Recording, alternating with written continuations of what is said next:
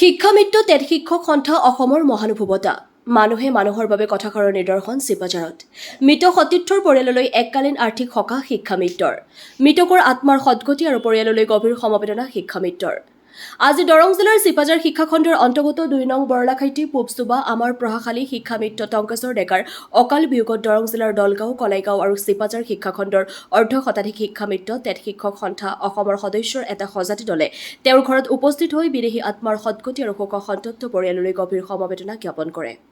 শৈক্ষিক দায়িত্বৰ প্ৰতি থকা দায়বদ্ধতা কৰ্মপৰায়ণ অমায়িক স্বভাৱৰ শিক্ষকগৰাকীৰ অকাল মহাপ্ৰয়াণত মৰ্মাহত প্ৰতিগৰাকী শিক্ষামিত্ৰ সজাতি দলটোত ৰাজ্যিক উপসভাপতি সাইফুল ইছলাম, দৰং জিলা শিক্ষামিত্ৰৰ সভাপতি আসমত আলী, কাৰ্যকৰী সভাপতি হৰেশ্বৰ ডেকা, সম্পাদক জয়নাল আবদিন, দলগাঁও খণ্ডৰ সভাপতি শ্বেখ আব্দুল্লাহ, সম্পাদক হানিফ আলী, কলাইগাঁও খণ্ডৰ সভাপতি মিনহাৰ আলী আহমেদ, সম্পাদক বাহাৰুল ইছলাম সহ প্ৰতিটো খণ্ড সমিতিৰ সভাপতি সম্পাদকৰ লগতে অৰ্ধ শতাধিক শিক্ষক উপস্থিত থাকি তেখেতৰ সহধৰ্মিনী তথা পৰিয়াললৈ এককালীন আৰ্থিক সকাহ প্ৰদান কৰে।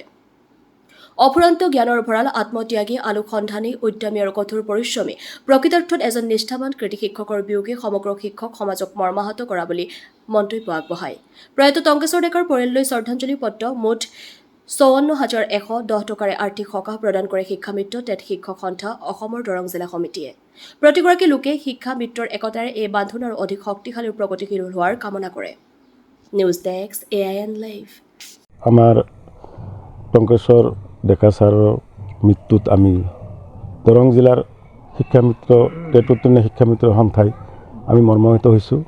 আমি আজি আমাৰ শিক্ষামিত্ৰ সন্থাৰ নিৰ্দেশ মৰ্মে আমাৰ আজি দৰঙৰ পৰা এটা সজাতি দল আমি টংকেশ্বৰ ডেকা ছাৰৰ ঘৰত আহি উপস্থিত হৈছোঁ আৰু পৰিয়ালক আমি সমবেদনা জনাবলৈ পাইছোঁ আজি আৰু লগতে তেখেতক আমাৰ দৰং জিলাৰ শিক্ষামিত্ৰ সন্থাৰ অলপমান বৰঙণি আমি তেখেতলৈ আমি আগবঢ়াইছোঁ আৰু হয় আমাৰ আজিলৈকে টংকেশ্বৰ ছাৰৰ মৃত্যু যি হ'ল এইটো 14 নম্বৰ। আমি 14জন ব্যক্তিৰ ঘৰলৈ আমি গৈ সমবেদনা জনাইছোঁ।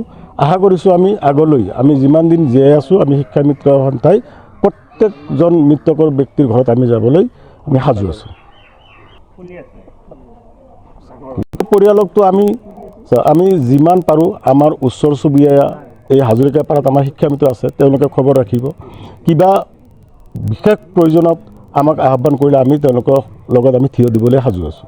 তাৰমানে এইটো আচলতে আমাৰ সমগ্ৰ অসমৰ যিটো কেন্দ্ৰীয় সমিতি আছে আমাৰ শিক্ষামিত্ৰ টেট উত্তীৰ্ণ সন্থা সেইটোৰ এটা নিৰ্দেশনা আছিলে যে আমাৰ জিলাত যদি সেনেকুৱা শিক্ষামিত্ৰ ঢুকায় তেতিয়াহ'লে আমি দৰং জিলাৰ যিখিনি শিক্ষামিত্ৰ আছে একেলগে আহি সেই পৰিয়ালত আমি সমবেদনা জ্ঞাপন কৰিব লাগে আৰু এটা আমি আৰ্থিক অনুদান আগবঢ়াব লাগে আৰু সেই মৰ্মে আমাৰ প্ৰয়াত টংকেশ্বৰ ডেকা আছিলে টেট উত্তীৰ্ণ শিক্ষামিত্ৰহে, তেখেতৰ চাকৰিটো হোৱা নাছিলে বয়সৰ ঊৰ্ধ্বসীমা পাৰ হোৱাৰ কাৰণে আৰু যোৱা 4/4/2026 তেখেত আমাৰ পৰা গুচি গ'ল আৰু সেইকাৰণে আমি তেখেতৰ পৰিয়ালত আমি দৰং জিলাৰ শিক্ষামিত্ৰ তিনিওটা খণ্ডৰ সভাপতি সম্পাদক প্ৰমুখ্যে আমাৰ কেন্দ্ৰীয় সমিতিৰ উপসভাপতি ডাঙৰীয়াৰ উপস্থিতিত আমি আহি তেখেতক সমবেদনা জ্ঞাপন কৰিলোঁ আৰু কেন্দ্ৰীয় সমিতিৰ নিৰ্দেশনা অনুসৰি আমি মুঠ ৫৪,১১০ টকা আমি পৰিয়ালক আৰ্থিক সাহায্য আগবঢ়াইছোঁ। হয়, বিনা বেতনে তেতিয়া কৰিছিলে আৰু এটা দুখৰ কথা হৈছে কি প্ৰথম অৱস্থাত আমাৰ 2টা পৰ্যায়ৰ টেট হৈছিলে স্পেচিয়েল টেট। তাৰে প্ৰথম অৱস্থাত আমাৰ কোনো বয়সৰ সীমা বান্ধি দিয়া নাছিলে।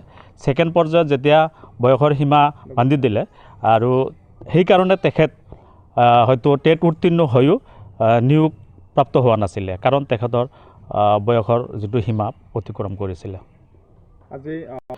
আমি আচলতে মৰ্মাহত, তেখেতৰ এই অকাল বিয়োগত আমি সকলোৱে মৰ্মাহত হৈছোঁ আৰু পৰিয়ালটো যাতে আগলৈ ভালদৰে চলিব পাৰে সেইটো কামনা কৰিছোঁ আৰু চৰকাৰলৈ বিশেষ অনুৰোধ এটা জনাইছোঁ যিটো আমাৰ শিক্ষামিত্ৰ স্পেচিয়েল বিশেষ টেট আছিলে তাৰ দ্বিতীয় পৰ্যায়ৰ যিখিনি বয়সৰ ঊৰ্ধ্বসীমা পাৰ হোৱাৰ কাৰণে নিয়োগ বঞ্চিত হৈ আছে আমি অসম চৰকাৰক মুখ্যমন্ত্ৰী তথা শিক্ষামন্ত্ৰী ডাঙৰীয়াক আমি বিশেষভাৱে অনুৰোধ কৰিছোঁ এই প্ৰায় ৩৪৪জন তেনেকুৱা শিক্ষামিত্ৰ আছে তেখেতসকলক যাতে অতি সোনকালে নিয়োগৰ ব্যৱস্থা কৰে তাৰ কাৰণে আমি তেখেতসকললৈ টানি অনুৰোধ জনাইছোঁ।